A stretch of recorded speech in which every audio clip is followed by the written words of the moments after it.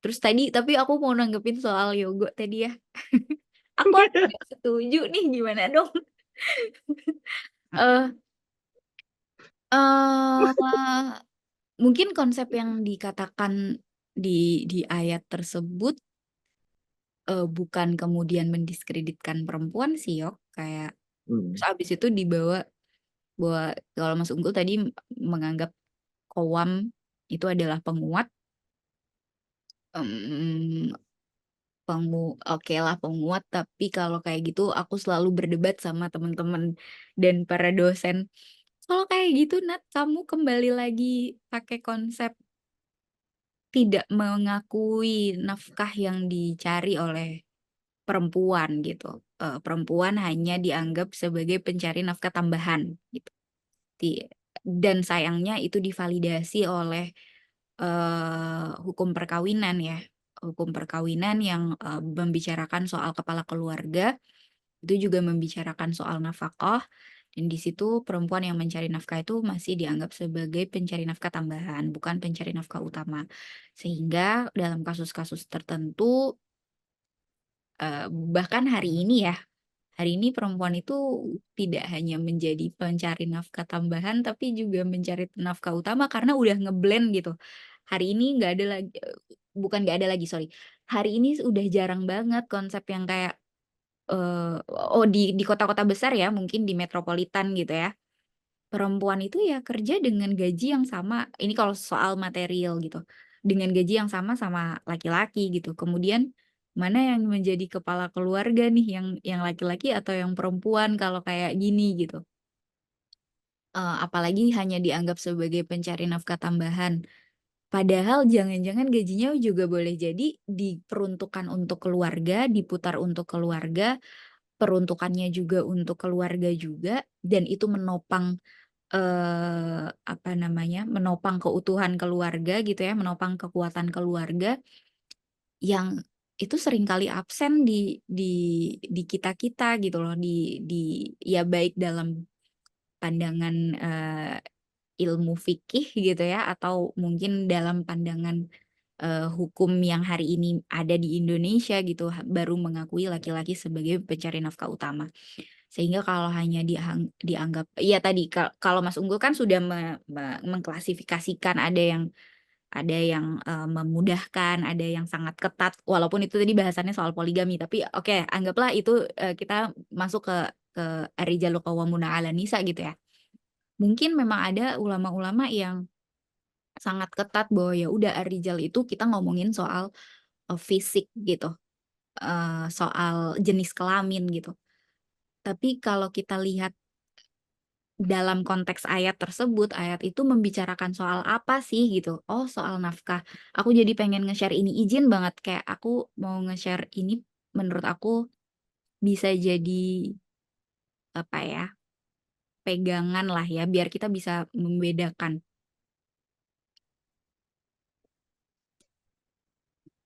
Sebentar, ini sih.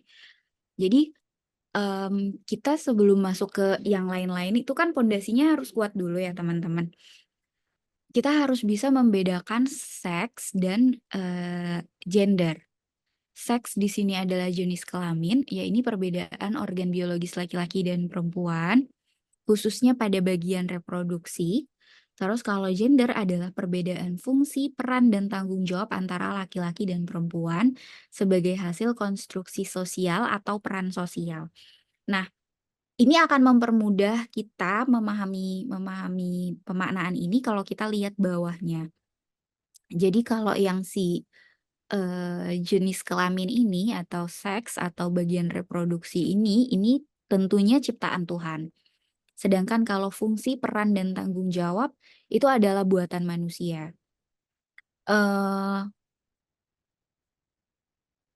Selanjutnya, si jenis kelamin ini karena dia ciptaan perempuan ciptaan, Tuhan, sorry, maka dia juga bersifat kodrati.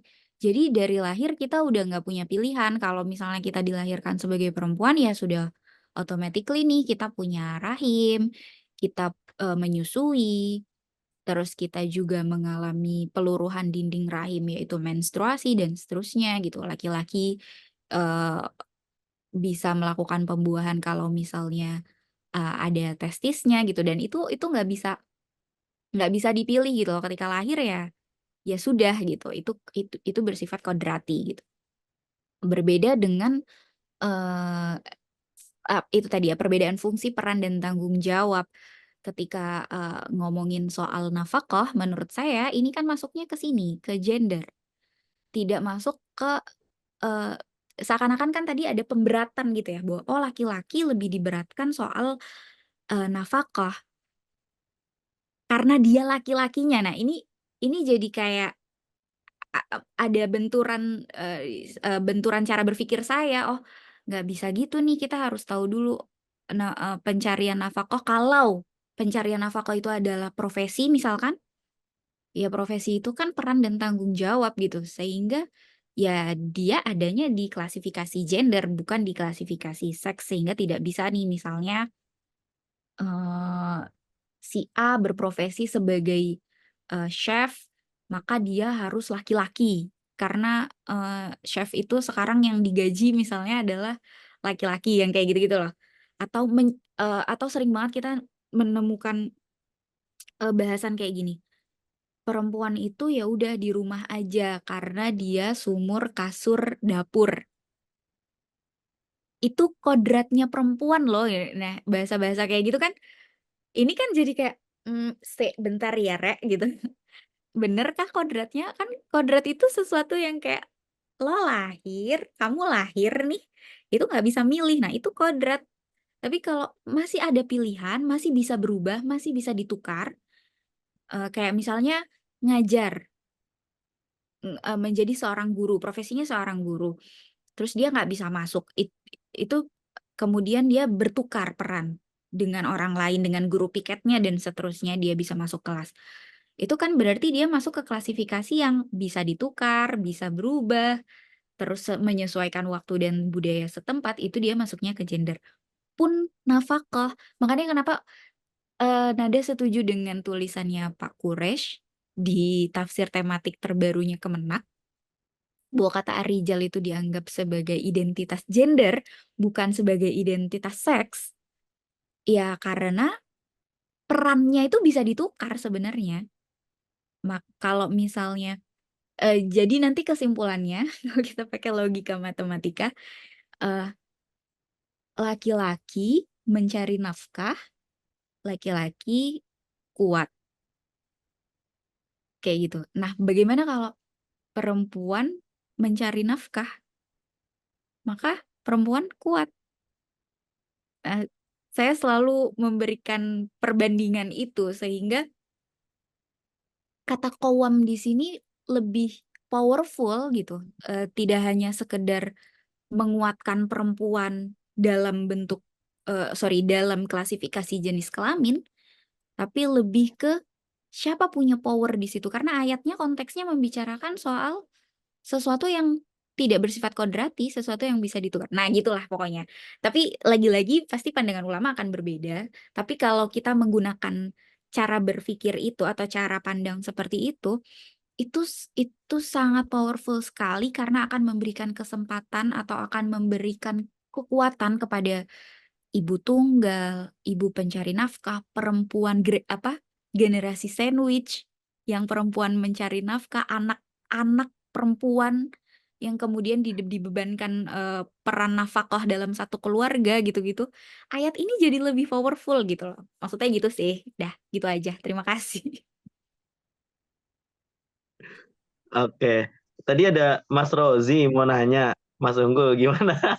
Ada yang mau nanya Sebentar, tadi. sebentar. Jadi gini, mungkin saya lebih explore lebih dalam ya.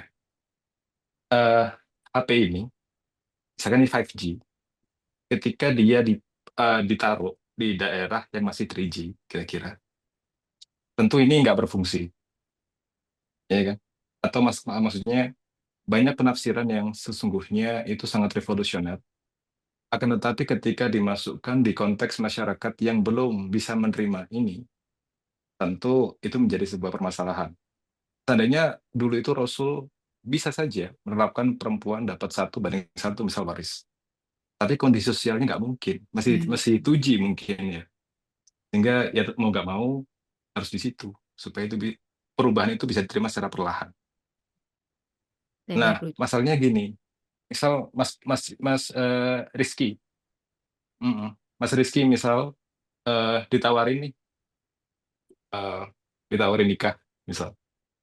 Mas Rizky nggak usah kerja deh misal. Di rumah aja, standby, protect gitu kan. Atau mungkin Cocok Mbak tuh. Kotrun, Cocok tuh. eh, Mau banget itu. Mbak Kotrun ditawarin misalkan untuk menikah, yaudah lu yang di rumah aja deh, saya yang kerja. Misal.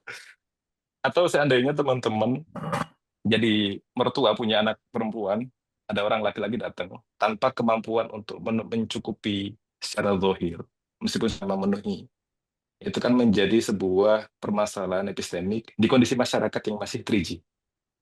Nah, sehingga ketika hal itu terjadi dan kita melihat konteks di Indonesia misalkan, belum semaju seegaliter yang terjadi misalkan di mungkin Eropa, kita bisa bilang gitu. Tentu nanti hal itu menimbulkan masalah penafsiran yang tidak sesuai dengan nilai pragmatis dalam teori kebenaran. Maka memang dalam hal ini masalah koam tadi itu masih banyak hal yang perlu kita rekonstruksi ulang dari segi teoretis. Ini kira-kira penafsirannya yang cocok untuk katakanlah sosiologis orang Indonesia itu yang mana gitu. Saya sangat setuju juga dengan pendapat dari Mbak Kotrun maupun dari Mina Wadud dan lain sebagainya terkait hal itu. Namun ketika kemudian dilihat dalam kondisi kita hari ini, apakah hal itu sudah bisa diterima gitu kan? Ataukah itu nanti menimbulkan sebuah polemik baru atau sebuah gejala psikis yang lain sehingga nanti kita perlu cari jalan tengah tuh di situ. Tentu di situ nanti masih debatable, masih diskusinya masih panjang. Mungkin itu Mas Rizky bisa ke